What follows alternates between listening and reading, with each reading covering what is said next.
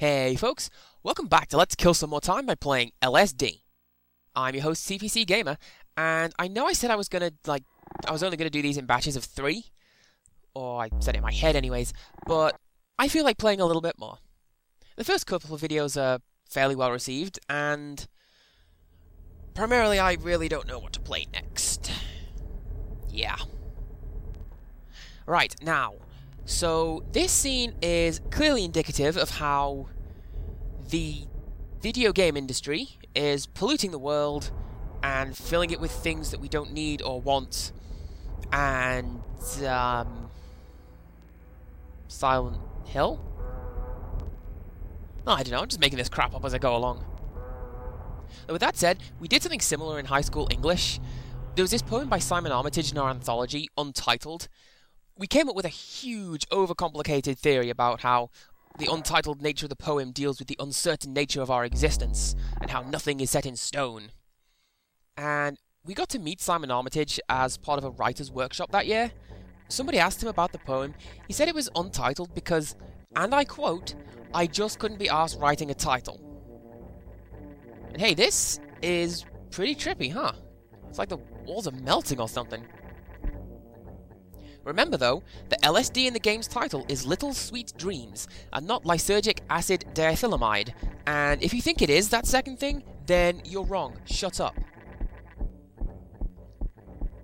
Gotta say though, I really like the tile set. I think it's meant to be trippy, but to me, especially in this particular room, it looks like a bacteria swarm. But with that said, I'm weird, so you know, realistically, what can you do? Alright, let's see what we got here. Huh. So speaking of weird, that book has eyes. It's a pretty messed up game. I wish things wouldn't stare at you like that. Alright, let's take a look. What else are you going to throw at us? Bird cages with nothing in them. Already showed off the little loop. Don't need to do that again. Nothing in the third bay. I don't think. Yeah, nothing in the third bay. And behind door number 4... Aha! This is something I've been meaning to show you. Or you could link me. Sure. Still not entirely used to the game doing that, even though, by rights, I reasonably should be, you know? Though I suppose coming to the Fortress of Doors is a good thing. There's something interesting you can do here that I didn't get to show off last time. You know, because the game didn't want to let me. See if I can do it now, how about? It involves going to the end of the corridor, the one with the small room in it, the one that collapses. Here we go. So, you're going to let me... Yes, you are! How about that? Excellent. So yeah, on occasion, rather than being thrown back into the corridor, you'll fly through the wall and into the sky. Not that that does anything special, mind, it's just something to do. So hey, yeah, I'm playing LSD for the internet, how about that? I had intended to do this game in 3-episode bursts as filler material between games, but I figure I'd make a little bit more of it for you guys right now. You know, as a treat, because you like it, and not because I have no idea what I'm gonna LP for you guys next. Oh, check it out, it's a thing! If this is what I think it is, then this is one of the random encounters that you can find in the natural world. Let's have a look. Oh hey, it absolutely is! Okay, check it out, you guys. It's an ICBM! With complete participation in a grand incineration, nearly 3 billion hunks of well-done steak. Oh, that thing's a rocket. One of those. An obnoxiously loud one. What's up with that game? I wonder how high it goes. I wonder if I'm going to inadvertently link by walking backwards and not looking where I'm going. Ah, well. So yeah, I have no idea what I'm going to play next. I've got a stack of shovelware, mind you. And Fantavision, too. But no idea, like, what I want to Let's Play next. I've also been really distracted by playing the Silent Hill HD bundle, which is mostly god-awful, I gotta be honest with you. I mean, initially, I thought it was because I was playing Silent Hill 3, which is kind of terrible anyways, but the Silent Hill 2 release isn't much better. The bundle is hilariously broken too, though. It's like... Okay, so the items in the game don't sparkle like the Fatal Frame series or whatever, so the characters in Silent Hill look at anything that's important. And in that vein, if you knock an enemy over, but you don't actually kill it, then your character will look at it. And on occasion, Heather in Silent Hill 3 will keep looking at fallen enemies no matter where you are in the room in relation to said monster, provided you're in a certain radius, obviously. That is, it's possible to have her head twisted on backwards as you walk away from a fallen enemy. Also, if the game tries to play more than 2 sound effects at once, the sound engine explodes. And this happens every time you find a monster, because you've got the radio, footsteps, weapons, whatever guttural wailing the monster makes. If I could steal a line from somebody funnier than me, which is the basic history of my entire channel, by the way, it's like the guys at Hijinks Studios only have a QA department so they have more people to invite to their Christmas party. Hello there, underwater fish. You are like something out of my nightmares, I have to say. Legitimately, I'm terrified of huge underwater monstrosities that... They frequently turn up in my dreams, tell you what. Is that a fish? So yeah, this is a giant fish, apparently. Can I link with you? No, I cannot. Alright, fish. Wow. Okay, so that was a high school reference. Wow. There was this one kid... Oh. I'm gonna go this way. This is something I... Game? Oh, come on, game. That is mean. Mean, game.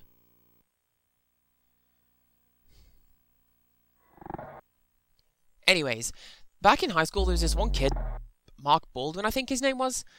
No idea. We spent 6 years calling him Baldy. Anyways, he went through a phase of carrying around a wooden cutout of a fish, and he greeted people by holding it up and going, "Yeah, right, fish." And for some reason, this made him fairly popular. High school was weird. Alrighty, I choose this way.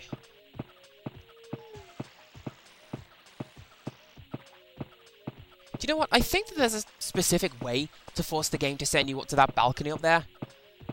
I could be wrong. I mean, my theory is that it involves crossing certain bridges in certain ways. It's a load of old cobblers, I don't know.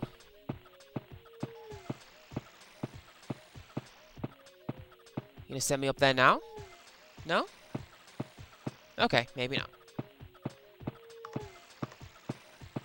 Maybe it's this next balcony. I've no idea. A lot of these buildings are sort of clone stamped, you'll notice. And suddenly I'm going to forget balconies. I'm going to go and talk to these guys. Hello there, creepy faceless ladies. Anything? Nothing? Man, I was polite and bowed my head and everything. You know, although with that said, it's something that I've not explored fully, I have to admit. Looking up and down, and if you look up and down at things in this game, it does produce some fun effects, so who knows, maybe I just haven't tried doing the right things to the right objects. And I'm not going to stick around inside that house. I swear something is meant to happen if you go inside one of those. Oh well. I am going to go... No, I'm going to go this way. Yeah, this way. By the way, this is what it's like trying to hold a coherent conversation with me in the real world. It's incredibly hard to do. I think there's a friend of mine who's put an NPC in Anarchy Online who's named after me, and you can tell he's me because he's called Andy, and you can't keep a coherent conversation going with him. It's pretty great. Anyways, on occasion, you'll see this guy just punting down the river. I don't think he does anything, but... You know, there he is. See if we can get a better look and say hello. You got anything for me, ferryman? I guess not. Although... Does he have a Gumby face? it looks a lot like he has a Gumby face. And that is hilarious to me. Alright, let's push on. Ooh, these things. Cool. So, apparently these guys are meant to follow you around the map. Like, the eyes turn to look at you no matter where you are. I don't know whether that's what they do, or whether that's... like, the PS1 wasn't really good at rendering straight lines up close, and it's probably just the textures getting all... like that, it's just the textures getting skewed because the hardware is retarded. Although, speaking of which, what is this yellow thing meant to be? I have absolutely no idea. Although it's meant to be there, I'm guessing, because, well, as you can see, it's there. But no, I do know that the texture files in this game have 9 iterations of that eye. The first looking ahead, and the others looking in the 8 major compass points. And... am I going to go play with the taiko drum again? No, I'm not. I'm going to go for a jog, and I'm going to go to the monument park. I'm going to try and show something off if I can. See if I can trick the game into doing this.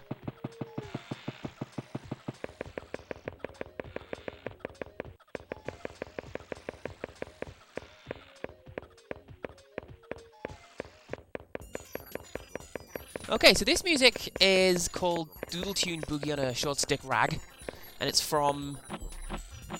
oh, what was it? SimTunes? The old MIDI tracker that was 4 bugs playing music and Maxis made it.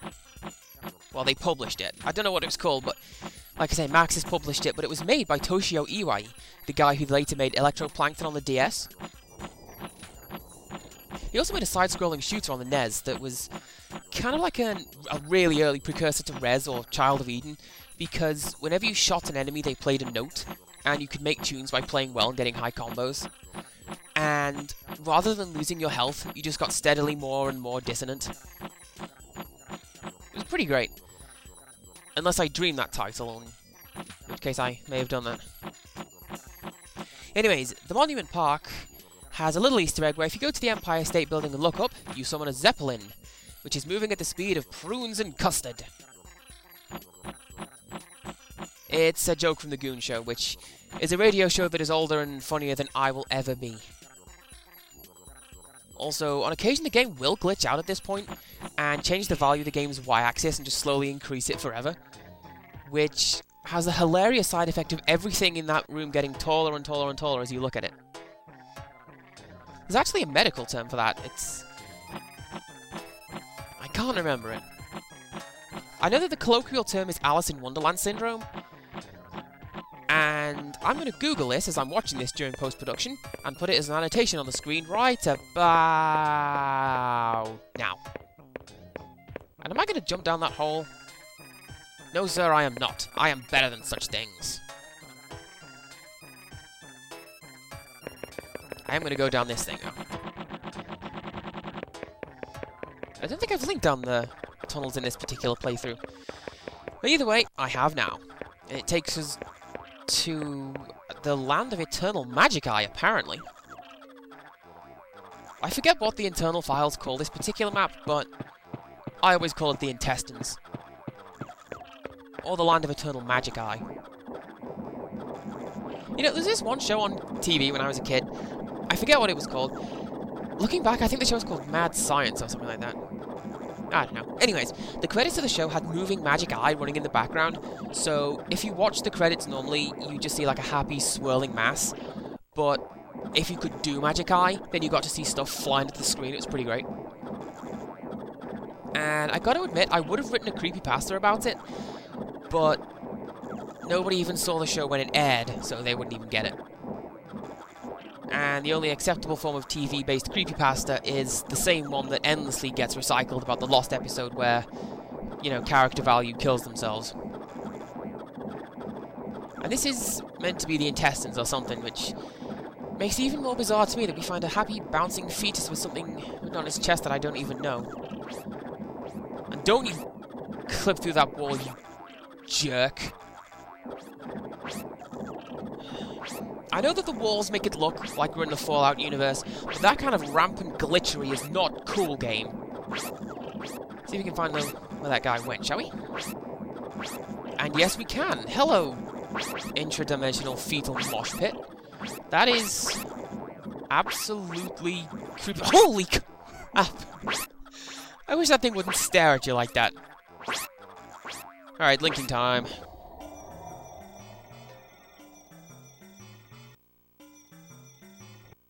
Oh. Hey, we're back here.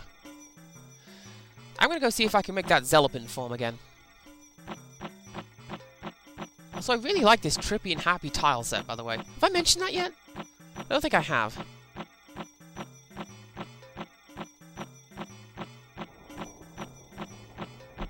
Although I gotta admit, it does look a little bit like the 90s in here.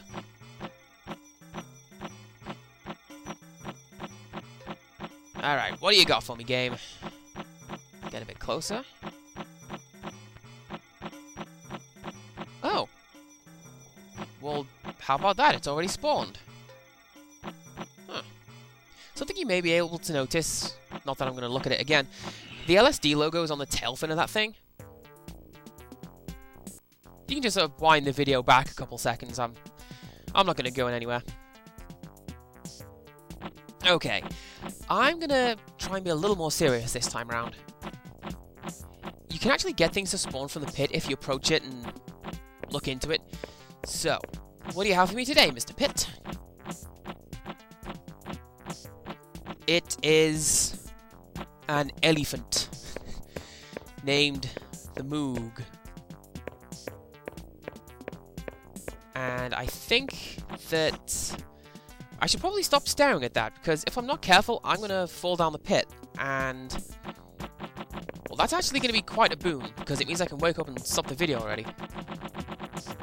But no, that's the coward's way out. I'm going to keep going down that corridor to the square window. And jumping chocolate Jesus balls. Do those things have to stare at me wherever I go? I do not like things staring at me. I'm also not keen on the idea of something hiding behind a door, waiting for me to open it so it can make it strike. That's why I don't like the Lost Woman in Fatal Frame 2, because her MO is exclusively to hide behind doors and then attack you when you open them. You'd think it'd lose its scare appeal after a while, but it absolutely does not. And quite how this relates to the techno-intestines, I have no idea, but there it is. Anyways, let's go see if I can find that mosh pit again. No idea why, I just want to link again. See if it takes me anywhere different this time around. Or you could wake me up. That works. And after all of that, you still want to tell me that was nothing more than a mild upper. Whatever, game. Anyways, that's enough for now, so until next time, goodbye.